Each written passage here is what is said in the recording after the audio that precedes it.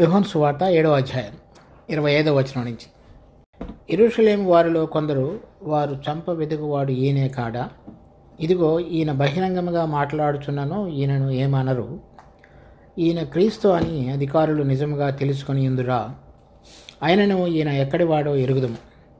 క్రీస్తు వచ్చినప్పుడు ఆయన ఎక్కడివాడో ఎవడనూ ఎరగడని చెప్పుకున్నది. కాగా యేసు దేవాలయంలో బోధించుచు, మీరు నన్ను ఎరుగుదురు, నేను ఎక్కడి వాడనో ఎరుగుదురు.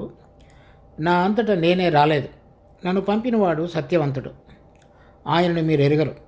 నేను ఆయన యొద్ద నుండి వచ్చి తిని, ఆయన నన్ను పంపిన కనుక నేను ఎరుగుదునని బిగ్గరగా చెప్పాను. అందుకు వారు ఆయనను పట్టుకున్న యత్నం చేసిరు కానీ ఆయన గడియ ఇంకనూ రాలేదు కనుక ఎవడనూ ఆయనను పట్టుకొనలేదు. మరియు జనసమూహంలో అనేకులు ఆయన యందు విశ్వాసముంచి, క్రీస్తు వచ్చినప్పుడు ఈయన చేసిన వాటికంటే ఎక్కువైన సూచక క్రియలు చేయనా అని చెప్పుకొండ్రి. జనసమూహం ఆయనను గూర్చి ఇలాగూ సణుగుకున్నట్టు పరిచయులు వినినప్పుడు ప్రధాన యాజకులను పరిచయులను ఆయనను పట్టుకున్నట్టుకు బంట్రౌతులను పంపిరి. యేసు, ఇంకా కొంతకాలము నేను మీతో కూడా ఉందును, తరువాత నన్ను పంపిన వారి యొద్దకు వెళ్ళుదును. మీరు నన్ను వెతుకుదురు కానీ నన్ను కనుగొనరు. నేను ఎక్కడ ఉందునో అక్కడికి మీరు రాలేరనెను. అందుకు యూదులు, మనము ఈయనను కనుగొననట్లు ఈయన ఎక్కడికి వెళ్ళబోచున్నాడు? గ్రీసు దేశస్థులలో చెదిరిపోయిన వారి యొద్దకు వెళ్ళి గ్రీసు దేశస్థులకు బోధించునా? నన్ను వెతుకుదురు కానీ నన్ను కనుగొనరు, నేను ఎక్కడ ఉందనో అక్కడికి మీరు రాలేరు అని ఆయనతో చెప్పిన ఈ మాట ఏమిటో అని తమలో తాము చెప్పుకుంటుండ్రి. తర్వాత 45వ వచనం నుంచి. ఆ బంట్రౌతులు ప్రధాన యాజకుల యొద్దకును పరిసయ్యుల యొద్దకును వచ్చినప్పుడు వారు, ఎందుకు మీరు ఆయనను తీసుకొని రాలేదని అడగగా, ఆ బంట్రౌతులు, ఆ మనుషుడు మాట్లాడినట్టు ఎవడనో ఎన్నడనో మాట్లాడలేదనిరి. అందుకు పరిసయ్యులు, మీరు కూడా మోసపోతిరా? అధికారులలో కానీ పరిసయ్యులలో కానీ ఎవడైనాను ఆయన యందు విశ్వాసం ఉంచినా అయితే ధర్మశాస్త్రం ఎరుగని ఈ జనసమూహము శాపగ్రస్తమైనదని వారితో అనిరి. అంతకు మునుపు ఆయన యొద్దకు వచ్చిన నికోదేము వారిలో ఒకడు. అతడు ఒక మనుషుని మాట వినక మునుపును, వాడు చేసినది తెలుసుకొనక మునుపును, మన ధర్మశాస్త్రం అతనికి తీర్పు తీర్చునా అని అడగగా, వారు, నీవును గలిలయుడువా?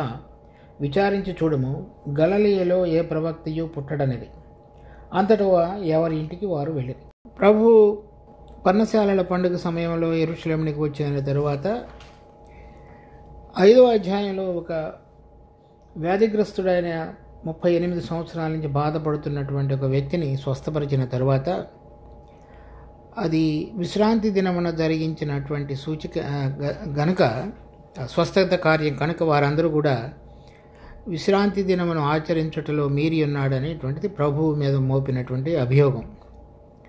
దానికి బదులుగా ప్రభు, తండ్రి ఏమి చేయుచున్నాడో చూచి నేను అది చేయుచున్నానని చెప్పి, నేను దుర్నీతిని కాకుండా నీతి కార్యములు చేసి ఉన్నాను కాబట్టి మీరు తీర్పు సరైన విధంగా తీర్చండి అని చెప్తూ వచ్చాడు. ఈ పండగ సమయంలో అనేక మంది ఆ యెరూషలేములో కూడినటువంటి సందర్భంలో ఆయనను కొంతమంది చంప వెతుకుతున్నారని 7వ అధ్యాయం 1వ వచనంలో చూస్తాం. తర్వాత 20వ వచనంలో, అందుకు జనసమూహము, నీవు దయ్యము పట్టిన వాడువు, ఎవడు నిన్ను చంప చూచుచున్నాడని అడుగగా, ఈ చంప చూడటం అనేటువంటిది అంతకు మునుపు తర్వాత కూడా జరుగుతూ వచ్చిన కార్యం. అందుచేత 25వ వచనంలో, వారిలో కొంతమంది, వారు చంపవెతుకు వాడు ఈయనే కాదా? ఇదిగో ఈయన బహిరంగంగా మాట్లాడుచున్నను, ఈయనను ఏమనరు. ఈయన క్రీస్తుని అధికారులు నిజముగా తెలుసుకుని ఉందిరా. ఆయనను ఈయన ఎక్కడ వాడో ఎరుగుదుము. ఇలా మాట్లాడుతూ వారిలో సంభాషణ జరుగుతున్నటువంటి సందర్భంలో ప్రభు ఏం చెప్తూ వచ్చాడంటే 30వ వచనంలో, వారు ఆయనను పట్టుకున్న యత్నం చేసిరు కానీ ఆయన గడి ఇంకనూ రాలేదు కనుక ఎవడనూ ఆయనను పట్టుకొనలేదు. కనుక ఈ అధికారులు పరిసయ్యులు అనేటువంటి వారందరూ కూడా ఆయనను పట్టుకునటానికి ప్రయత్నం చేస్తూ వస్తున్నారు, కానీ ఆయన గడి ఇంకా రాలేదు కనుక ఎవడు ఆయనను పట్టుకొనలేదని రాయబడింది. తర్వాత ఇక్కడ జనసమూహంలో 2 గుంపులుగా విడిపోయారు. ఒకళ్ళు ఈయన క్రీస్తుని నమ్మేటువంటి వాళ్ళు కొంతమంది, ఆయన క్రీస్తు కాడని చెప్పేటువంటి వాళ్ళు కొంతమంది. 27వ వచనంలో చూడండి, ఆయనను ఈయన ఎక్కడి వాడో ఎరుగుదుము, క్రీస్తు వచ్చినప్పుడు ఆయన ఎక్కడి వాడో ఎవడనో ఎరగడని చెప్పుకొండ్రి. తర్వాత ఇంకొక గుంపు వాళ్ళు, 31వ వచనంలో, మరియు జనసమూహంలో అనేకులు ఆయన యందు విశ్వాసముంచి, క్రీస్తు వచ్చినప్పుడు ఈయన చేసిన వాటికంటే ఎక్కువైన సూచక క్రియలు చేయనా అని చెప్పుకున్నారు. జనసమూహము ఆయనను గూర్చి ఇలాగ సణుగుకున్నట్టు పరిసయ్యులు వినినప్పుడు ప్రధాన యాజకులను పరిసయ్యులను ఆయనను పట్టుకున్నట్టుగా ప్రవక్తలను పంపారు. ఇప్పుడు ఈ జనసమూహంలో కొంతమంది ఈయన క్రీస్తు కాడని, ఎందుకంటే క్రీస్తు వచ్చినప్పుడు ఎక్కడ నుండి వస్తాడో ఎరగడనేటువంటిది ఒక ఆలోచన. ఎందుకంటే ఆయన అద్భుతమైన రీతిలో పరలోకము నుండి కనబడతాడు, వస్తాడు అనేటువంటిది వాళ్ళ యొక్క నమ్మకం. అది రెండవసారి ప్రభు వచ్చినప్పుడు జరిగేటువంటి విషయం. కనుక ఇప్పుడు ప్రభువు ఈ గలిలయలోని నజరేతు నుంచి వచ్చి ఉన్నాడు అనేటువంటిది అందరికీ ఎరిగినది కనుక ఈయన క్రీస్తు కాడు అనేటువంటిది దాన్ని బట్టి వాళ్ళు కొట్టివేస్తున్నారు. అయితే వాళ్ళల్లో అనేక మంది ఈయన క్రీస్తు వచ్చినప్పుడు ఎంతకంటే ఎక్కువ సూచక క్రియలు అని చెప్పుకొని ఆయన యందు విశ్వాసం ఉంచారు. రెండు గుంపులుగా ఉన్నటువంటి జనసమూహం పండుగలో ఉన్న సందర్భంలో కొంతమంది అయినా వాళ్ళకి సపోర్టుగా ఉంటారనేటువంటిది అవగాహనతోటి పరిసయ్యులు బంట్రౌతులను యేసు ప్రభువును పట్టుకునటానికి పంపించారు. ఆ పంపించబడిన తరువాత ఈ 45వ వచనంలో మనం చదివినట్లుగా ఆ బంట్రౌతులు ప్రధాన యాజకుల యొద్దకును పరిసయ్యుల యొద్దకును వచ్చినప్పుడు వారు, ఎందుకు మీరు ఆయనను తీసుకుని రాలేదని అడగగా, ఆ బంట్రౌతులు ఆ మనుషుడు మాట్లాడినట్లు ఎవడనూ ఎన్నడనూ మాట్లాడలేదనిరి. ఈ బంట్రౌతులు ఈ యాజకులు పరిసయ్యుల యొద్దకు వాళ్ళు చెప్పినటువంటి మాటలు విని ఆయనను పట్టుకొని తీసుకురావాల్సిందే. కానీ ఆ బంట్రౌతులు ఇక్కడ వారి మీద ఉన్నటువంటి అధికారులుగా ఉన్న యాజకులు కానీ పరిసయ్యులు కానీ అధికారులు కానీ వాళ్ళ మాట వినలేదు. ఎందుకనంటే ఆ బంట్రౌతులు ప్రభువు చెప్పినటువంటి మాటలు విని అది సరైన విధంగా ఉన్నాయని వాళ్ళ అంతరంగంలో గుచ్చబడిన వారే వాళ్ళ మీద ఉన్నటువంటి అధికారాన్ని వాళ్ళు అంగీకరించినటువంటి వారుగా లేక దానికి లోబడి ఆ కార్యాన్ని జరిగించిన వారుగా లేరు.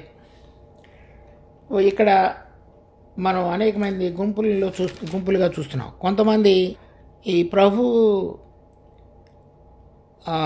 క్రీస్తు కాడని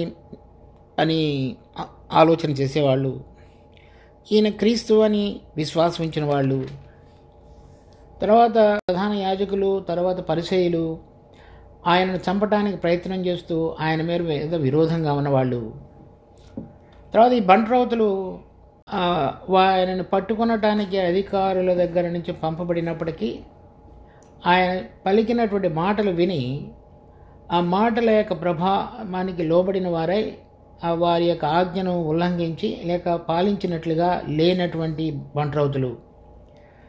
తర్వాత ఇక్కడ ఇంకొక అతను కూడా కనపడతాడు 50వ వచనంలో, అంతకు మునుపు ఆయన ఎద్దకు వచ్చిన నికోదేము వారిలో ఒకడు. ఈ నికోదేము 3వ అధ్యాయంలో మనకు కనపడ్డాడు మొదటిసారి. అతడు అధికారులలో ఒకడు. అది ఒక ప్రధాన తీర్పు తీర్చేటువంటి స్థలము ఉన్నది. దాన్ని ఇంగ్లీష్లో సెన్హెడ్రన్ అంటారు. అంటే అది అధికారులందరూ కూర్చొని తీర్పు తీర్చేటువంటి స్థానం. దానిలో 70 మంది ఉంటారు. వాళ్ళు దేశం మొత్తంలో నుంచి ఎంపిక చేయబడి వాళ్ళు న్యాయాధిపతులుగా ఉంటూ దేశంలో ఉన్నటువంటి వారందరికీ కూడా న్యాయాన్ని అందించేటువంటి వారు. మనము ఎరిగినటువంటి భాషలో మాట్లాడాలంటే అది సుప్రీంకోర్టు లాంటిది. వారిలో ఒక న్యాయస్థానంలో ఉన్నటువంటి ఒక వ్యక్తి పేరు నికోదేము. అతడు ప్రభు మొదటిసారి యెరూషలేము వచ్చినప్పుడు ప్రభువుని కలిసినవాడు. ప్రభు అతనికి పరలోక రాజ్యాన్ని గురించి బోధించినవాడు. తర్వాత ఆ నికోదేము ఇప్పుడు ఈ అధికారులు, ప్రధాన యాజకులు, పరిసయ్యులు ఉన్నప్పుడు వాళ్ళ దగ్గర జరుగుతున్నటువంటి సంభాషణలో ఈ నికోదేము ఏం చెప్తున్నాడంటే 51వ వచనంలో, అతడు ఒక మనుషుని మాట వినక మునుపునో వాడు చేసినది తెలుసుకొనక మునుపునో మన ధర్మశాస్త్రం అతనికి తీర్పు తీర్చునా అని అడుగగా, ఇక్కడున్నటువంటి ప్రధాన యాజకులు, పరిసయ్యులు బంట్రౌతులను పంపించి ఆయనను తీసుకురమ్మని చెప్పడంలో కలిగినటువంటిది, వారు అంతకు మునుపే తీర్పు తీర్చి ఆ తీర్పుని మరి పాలనలోనికి తీసుకుని రావడానికి బంట్రౌతులను పంపించారు. నికోదేము ప్రభుతోటి అంతకుముందు సంభాషించిన వాడుగా ఉన్నాడు కనుక నికోదేము చెప్తున్నాడు, మనము ఆ ధర్మశాస్త్రములో ప్రకారంగా అయితే ఒక వ్యక్తిని పిలిపించి అతనితో మాట్లాడి తర్వాత తీర్పు తీర్చి అతనికి ఒకవేళ కనుక చెరపట్టవల తీసుకురమ్మని అయితే అది సబబు, కానీ మీరు అలా చేయలేదు కదా అని అడుగుతున్నాడు. తీర్పు తీర్చకూడదు కదా అని. అప్పుడు వాళ్ళు ఏమంటున్నారంటే 52వ వచనంలో, వారు నీవును గలిలయుడువా విచారించి చూడుము, గలిలయలో ఏ ప్రవక్తయు పుట్టడనిరి. అంతటా ఎవరి ఇంటికి వారు వెళ్ళిరి. ఆ సందర్భంలో వాళ్ళందరూ కూడా ఇతన్ని త్రోసిపుచ్చి, ఈ గలిలయలో ఏ ప్రవక్తయు పుట్టడు కనుక, క్రీస్తు గలిలయలో నుంచి రాడు కనుక ఆయనను మనం క్రీస్తు అని అంగీకరించవలసిన అవసరం లేదు, కానీ ఆయన నేనే క్రీస్తును అని చెప్పుకునేటువంటి విధంగా మాట్లాడుతున్నటువంటి బోధ అంతటిలో ఆయన తండ్రికి వ్యతిరేకంగా మాట్లాడుతున్నాడు కాబట్టి మనము ఆయనని చెరపట్టవచ్చు, బంధించవచ్చు అనేటువంటి అవగాహనతో ప్రధాన యాజకులు ఉన్నారు. కనుక ఇక్కడ చూడండి, ఇప్పుడు మనం చూస్తున్నటువంటి అనేక తరగతులు కొంతమంది ఆయన క్రీస్తు కాడని, కొంతమంది ఆయన క్రీస్తు అని, కొంతమంది ఆయన క్రీస్తు కాడు, ఆయన ధర్మశాస్త్రానికి వ్యతిరేకంగా మాట్లాడేటువంటి వాడుగా ఉన్నాడని మాట్లాడుతున్న ప్రధాన యాజకులు, పరిసయ్యులు. తర్వాత కొంత ప్రభువు పయనించి వచ్చిన వాడని ఎరిగిన వాడు అయినప్పటికీ కూడా బహిరంగంగా ప్రభువును అంగీకరించకుండా ఉన్నటువంటి నికోదేము. తర్వాత బంట్రౌతులు ఆయనను చెరపట్టడానికి వచ్చినప్పటికీ కూడా చెరపట్టకుండా ఆయన చెప్పిన మాటలు వారి అంతరంగంలో గుచ్చబడి మరి అధికారులకు లోబడకుండా ఉన్నటువంటి బంట్రౌతులు. ఇలా రకరకాలుగా ఉన్నటువంటి అనేక తరగతులైనటువంటి మనుషులను మనం చూస్తాం. కనుక ఇప్పుడున్నటువంటి లోకంలో వీళ్ళందరూ మనకు కనపడతారు. కొంతమంది ప్రభు అంటే దేవుడు ఏ విధంగా ఉండాలో వాళ్లకు కలిగిన అవగాహనలో దేవుడు కనబడాలని, దేవుడు మాట్లాడాలని కోరేటువంటి వారు కొంతమంది. తర్వాత కొంతమంది ప్రభు చేసినటువంటి సూచక క్రియలను బట్టి విశ్వసించేవారు కొంతమంది. తర్వాత ఈ ప్రభువుకు వ్యతిరేకంగా ఉన్నటువంటి పరిసయ్యులు, శాస్త్రులు, ప్రధాన యాజకుల వలె ఉన్న కొంతమంది. తర్వాత బంట్రౌతులు ఈ వాక్యాన్ని విని ఆయన బావుగా మాట్లాడి ఉన్నాడని అనుకుంటారు, కానీ యథార్థమైన రీతిలో ప్రభువును సత్యంగా ఏ విధంగా ఎరగాలో ఆ విధంగా ఎరగకుండా ఉన్నటువంటి, అటు ఇటు కాకుండా ఉన్నటువంటి కొంతమంది. నికోదేము దేవుని యొక్క వాక్యం చేత ఒప్పించబడిన వాడైనప్పటికీ బహిరంగంగా తన విశ్వాసాన్ని బయలుపరచలేనటువంటి స్థితిలో ఉన్నటువంటి నికోదేము. ఇలా మన ఎదుట మన జీవితంలో వీళ్ళందరూ కూడా తారసపడుతుంటారు. అది మనం వాళ్ళతో మాట్లాడుతున్నప్పుడు మనకు అర్థమవుతుంది.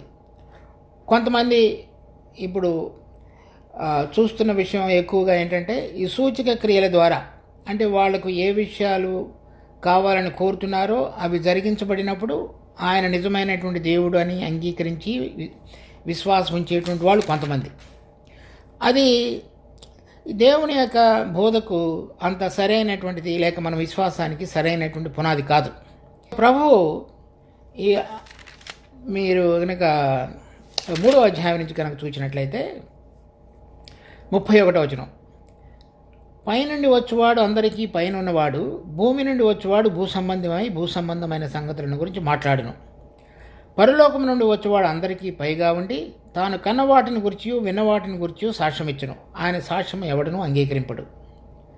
తర్వాత అదే అధ్యాయంలో 13వ వచనం, మరియు పరలోకము నుండి దిగి వచ్చిన వాడే, అనగా పరలోకములో ఉన్న మనిషి కుమారుడే తప్ప పరలోకమునకు ఎక్కిపోయిన వాడు ఎవడనూ లేడు. ఇక్కడ చదివినటువంటి 3వ అధ్యాయంలో మనకు అర్థమవుతున్న విషయాలు ఏంటంటే ప్రభువు పరలోకము నుండి వచ్చినాడు, మరలా పరలోకమునికి ఎక్కిపోయిన వాడు అని అర్థం. తర్వాత 5వ అధ్యాయంలో కనుక 6వ అధ్యాయంలో కనుక చూస్తే ఆయన నేను పరలోకము నుండి దిగి వచ్చినటువంటి ఆహారమును అని చెప్తూ వచ్చాడు. తర్వాత 6వ అధ్యాయంలో కూడా ఇంకొక చోట 62వ వచనంలో, అలాగైతే మనిషి కుమారుడు మునుపున్న చోటుకు ఎక్కుట మీరు చూచిన ఎడల ఏమందరు, అనగా ఈ 3వ అధ్యాయంలోనూ 6వ అధ్యాయంలో కూడా ఆయన పరలోకం నుండి దిగి వచ్చాడు విన్నాడని, మరలా పరలోకమునకు ఎక్కిపోతున్నాడనే విషయాన్ని చెప్తున్నాడు. తర్వాత 7వ అధ్యాయంలో మనం చూసినప్పుడు ఈ 33వ వచనంలో, యేసు ఇంకా కొంతకాలం నేను మీతో కూడా ఉందును, తరువాత నన్ను పంపిన వాని యొద్దకు వెళ్ళదును.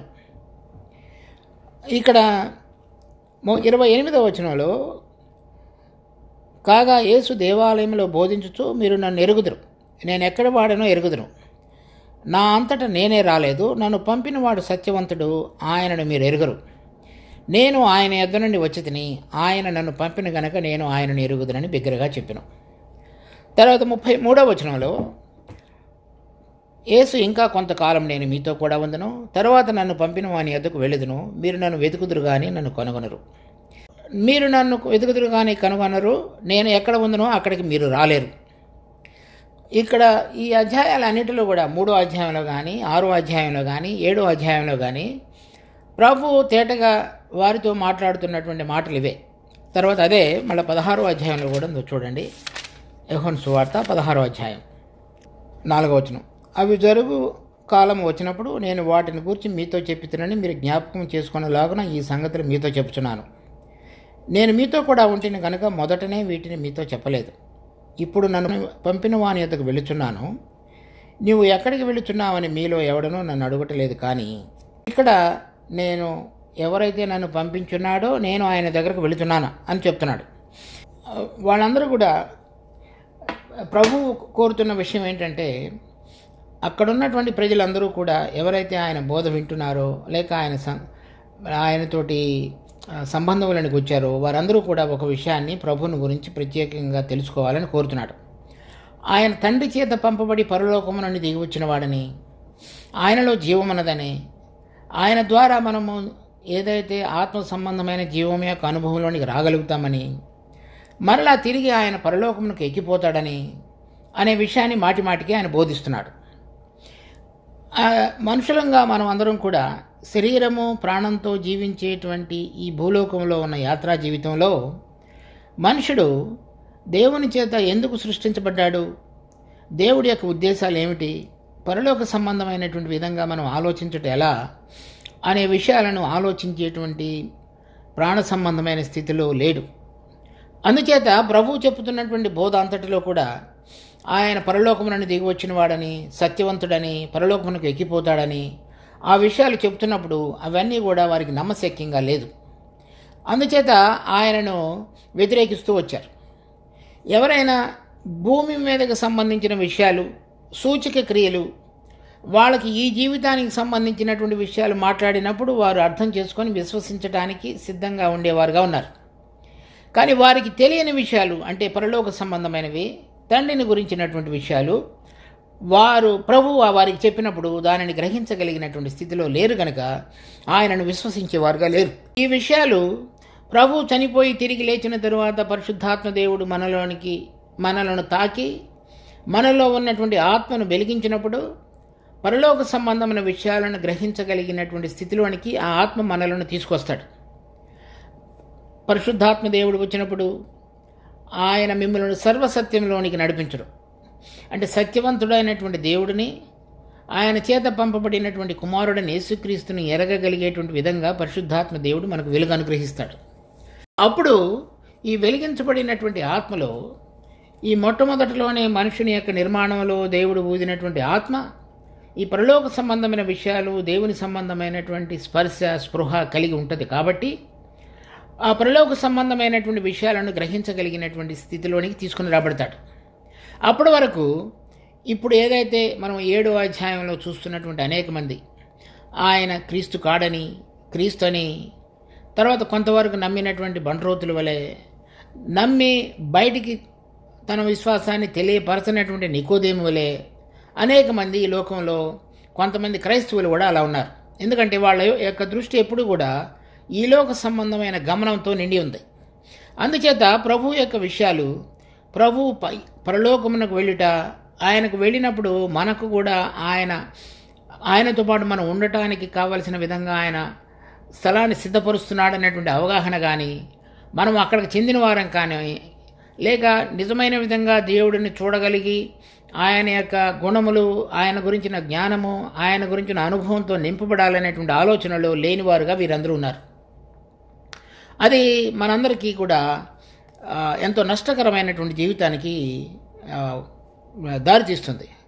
కనుక మనందరం కూడా ఎప్పుడు కూడా విశ్వాసులు అని పిలువబడే మనము ఇప్పుడు మనం చూచినటువంటి ఈ తరగతులన్నిటినీ కూడా అధిగమించి పరలోకమునకు ఎక్కిపోయి మహిమపరచబడినటువంటి ప్రభు అయిన యేసుక్రీస్తుతో సరైనటువంటి సంబంధంలోనికి రాగలిగినప్పుడు పరలోక సంబంధమైన జీవము, ఆ దేవుని గురించిన జ్ఞానము, ఈ లోకంలో మనం ఏ విధంగా ఎంతవరకు ఎలా ఉండాలో నడిపించబడాలో అనేటువంటి అవగాహనలోనికి తీసుకుని వస్తాడు. వీళ్ళందరిలో కూడా ఈ విషయం లోపించింది. ఈ సందర్భంలో మనము చదివే విషయంలో వదిలిపెట్టేసాం మధ్యలో కొన్ని వచనాలు 37 నుంచి 44 వరకు. ఆ విషయాలు ఇప్పుడు మనం ఏదైతే మాట్లాడుతున్నామో దాని అన్నిటికీ కూడా అవి జవాబిస్తాయి. ఆ 37 నుంచి 44 వచనాల వరకు అది మనం రేపు చూద్దాం. కనుక మనం ఏ విషయాలను ప్రభు మనకు వెల్లడిపరచడానికి, ఆయనను దేవుడిని నిజమైన విధంగా ఎరిగి మనుషుని సృష్టించుటలో కలిగిన ఉద్దేశాలు గ్రహించగలగటానికి ప్రభు యొక్క బోధ ఉన్నదో అది మనం గ్రహించాలి. ఈ విషయాలను మనం సరైన విధంగా అర్థం చేసుకున్నప్పుడు మన ఆత్మ సంబంధమైన జీవితంలో నిజమైనటువంటి దేవుని ఆశీర్వాదాన్ని రుచి చూడగలిగి దాని అనుభవంలోనికి నడిపించబడగలిగిన బిడ్డలంగా మనం చేయబడతాం. దేవుడు ఈ వాక్యమును మన కొరకు ఆశీర్వదించునుగాక.